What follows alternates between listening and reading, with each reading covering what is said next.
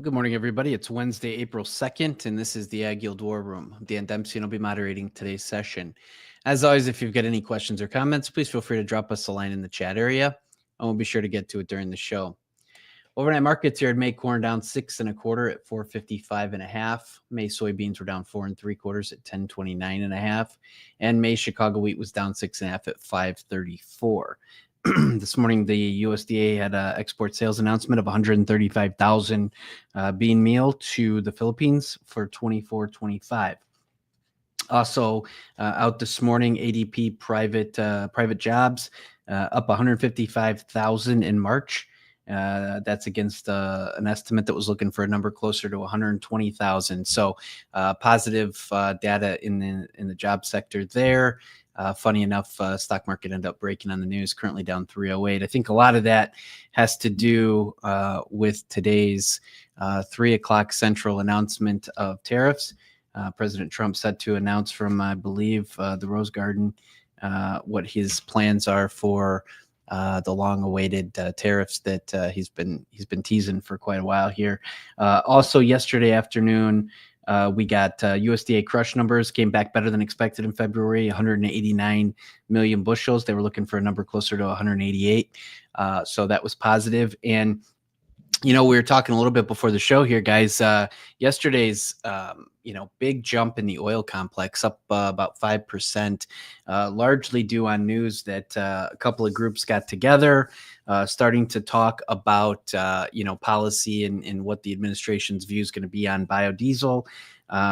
There's talk that the mandates that they were proposing, bump up to 5.5 to 5.75 billion gallons.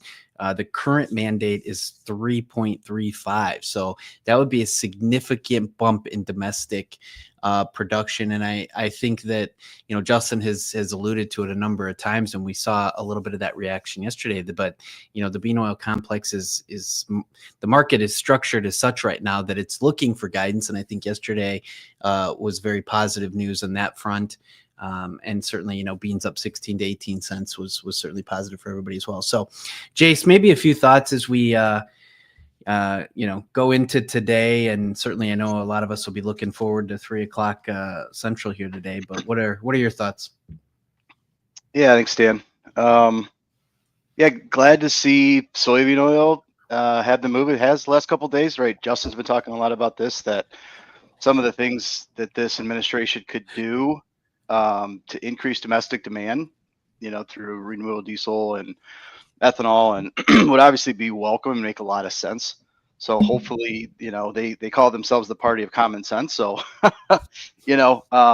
hopefully they are trending that way. So good to see. I mean, there's not a lot. The problem is, I kind of look at this year. I was talking to a customer yesterday, and we were talking about, oh man, this is just another tough year. And I'm like, yeah, but at least last year, we had some decent prices in soybeans to market against. We had a nice run up in wheat up to $7 at one point, right? So you had a couple different commodities. Now corn struggled all year, but right now you have like everything's depressed. Every commodity that you can kind of, or at least grain commodity that we can kind of trade around or have something to hedge against is really depressed. So it just, I guess I'd say nice to see soybean oil do that move. Outside markets obviously super nervous with tariff talks. I'm sure a lot of the problem with this kind of narrative and out of the administration is people just are confused, right? So if you're a business or a CEO, like, we talked about this money on the sidelines, right? Like you don't have that willingness to invest without a direction of what this is going to look like, what the landscape is going to look like. So you can see that in equity markets, right? You can see that in all markets. So not that I have like the fact that I don't know just kind of makes me feel better that nobody knows, especially when you right like these multi billion-dollar international corporations don't know. So it's obviously just going to be a wild card for months to come, so again, you just kind of have to go back to go back to your plan, right? And say, look, anything can happen, right? You should probably have that attitude every year regardless, because things can change. But especially this year, right? I mean, to stick your neck out and say corn should be, sub $4 or corn should be 5.50, I think it's just a recipe for disaster. You're going to get yourself caught. So.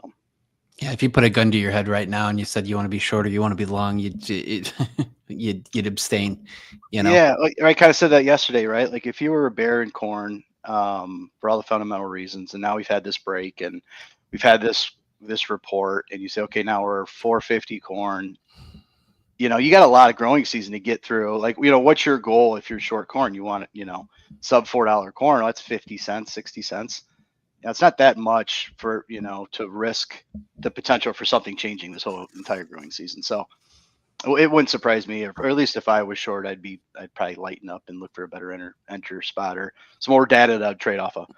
Sure. It's interesting. You talk a lot about, or you've been talking about, money on the sidelines and things of that nature, just waiting to get guidance. And you look at the gold market and the bond market. I mean, they're telling us that.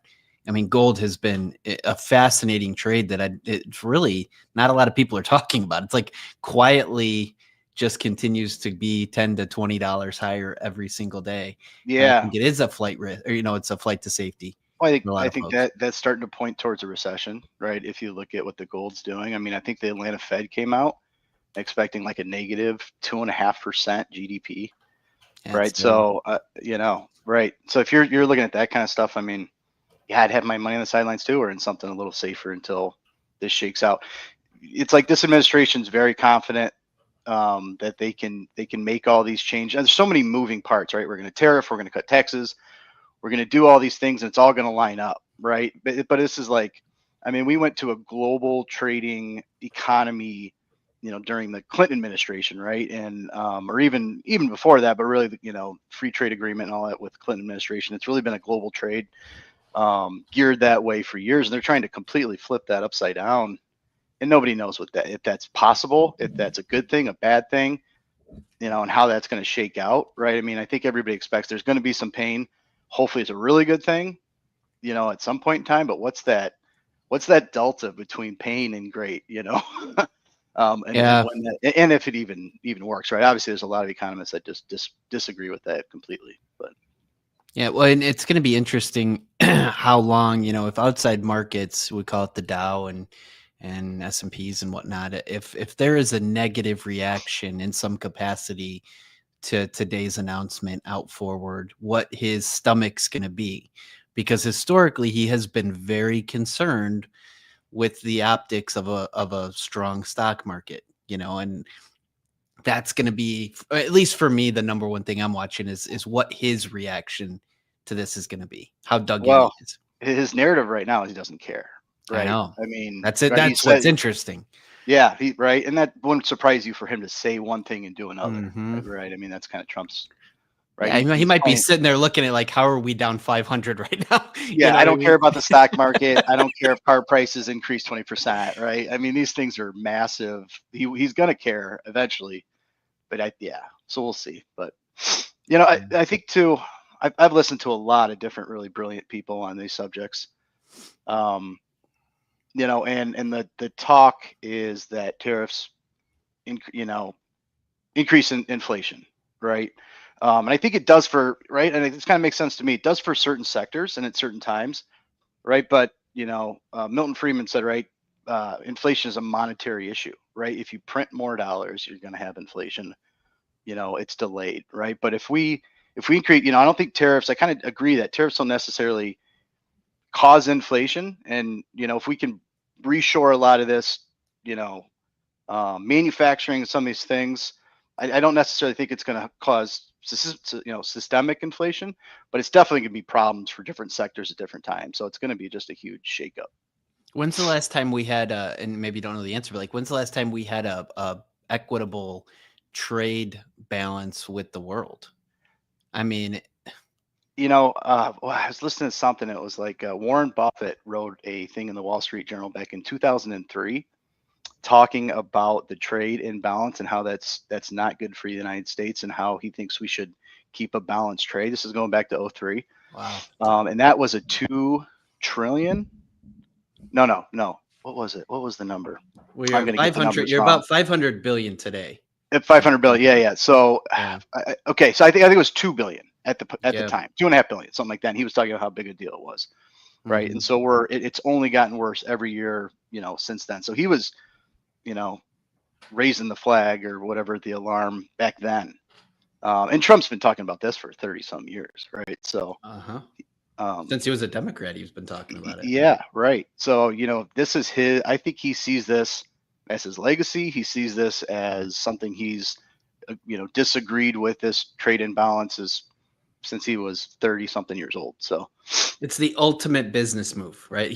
This is the ultimate legacy for a businessman to get everything in line and to have equitable trade. I mean, that's his. yeah, You know, he saw, like we all have seen the carving out of the middle class and the manufacturing jobs in every small town in the United States. Used to have a factory making something, right? That's we talked about that the other day. I mean, you drive through small town America right now, and I mean, a good portion of our listeners reside in a lot of these towns, and it's, it's just gotten wiped off the map. yeah, whether you agree with it, disagree, you can make the other side of the argument that, well, they deserve, we need competition and it's going to be better for everybody. And regardless of whatever side you're on, it's not political, right? But this is what this administration thinks, right? I think is the important part. And it seems like that's what they want to accomplish. Yeah, it's going to be interesting. Like I said, 3:00 Central, they're gonna have an announcement and a press conference, so everybody will be tuned in there. Brian, we got big weather rolling through the Midwest here today. Crazy storms. It's been raining in Chicago since about 3:00 this morning. What are you seeing? Yeah, really widespread, like we said yesterday, like 300 miles long here. So there's gonna be some areas that are gonna get 15 to 17 inches localized. So with the wheat crop, those acres coming in all wheat at 45.3. I mean, that's one of the smallest, total acre numbers that we've had. The soft, red wheat belt, might get in some damage here with flooding. So, and then Australia is looking to drop their production in wheat on dryness about 16%. So, maybe the hidden thing here is where wheat might get a bid here that would help support corn along the way. And then speaking of corn, I was just looking at the safrinha crop in Brazil and those northeastern states where most of that crop is about to go into pollination is looking really dry. It looks like that monsoonal season is pushed up west like we thought a little bit earlier than normal. Now they're going in there hot and dry. So something to keep an eye on that front too as well if they have any production issues with the safrinha crop. Oh, very good. Appreciate the update there. Rye got another big jumping cutout yesterday for cattle, and it's tariff day for hogs. So that's going to be where everybody's eyes fall. What are your thoughts? Yeah, I mean, like that was the talk of the town yesterday. Just the big surge in choice, up almost $7 by the end of the day. Select was also up $2, so beef just keeps going. I mean, I think this was to be expected a little bit with the slaughter kind of paring back a little bit. I mean, we're down 227,000 versus 243 the previous week and almost 230 a year ago. So, I mean, like it feels like that's been kind of the trend right now is that, slaughters come back, pare back a little bit and the beef prices rally and you got futures knocking on the door, a contract high still, and yeah, we got the tariffs around the corner. So I think there's going to be, that really is where the focus is going to be. The details of what happens, if they're going to stay on, if they're going to come back off, if they're going to be pushed out. I mean, like I think the market needs to see something concrete now because I think we've compensated for a lot of what the anticipation is going to be. The hog market's been on this break, just kind of leveling off. The cattle market has been screaming. So I think this is the directional kind of trade that the market expects any kind of real tariffs or retaliatory tariffs have a longer term impact on. So once again, on the cattle side of things, still waiting for cash to develop. Haven't really seen much. I think as Brian was alluding to, this weather is going to be pretty impactful. Likely to see that on some of the weight data for next week. So big focus on that in general. And on the hog side of things, cash was down a little bit yesterday, and market seemed to shake that off. We were at 88.26, and carcass was also down $1.94. So it had a little bit kind of weaker fundamental news, but futures really performed a lot better than expected, especially heading into today. So I don't know if there's some panic buying going on or, guys just squaring up positions. But overall, I mean, could see a little bit of risk off here. So we'll see what goes on. Very good. Appreciate the update.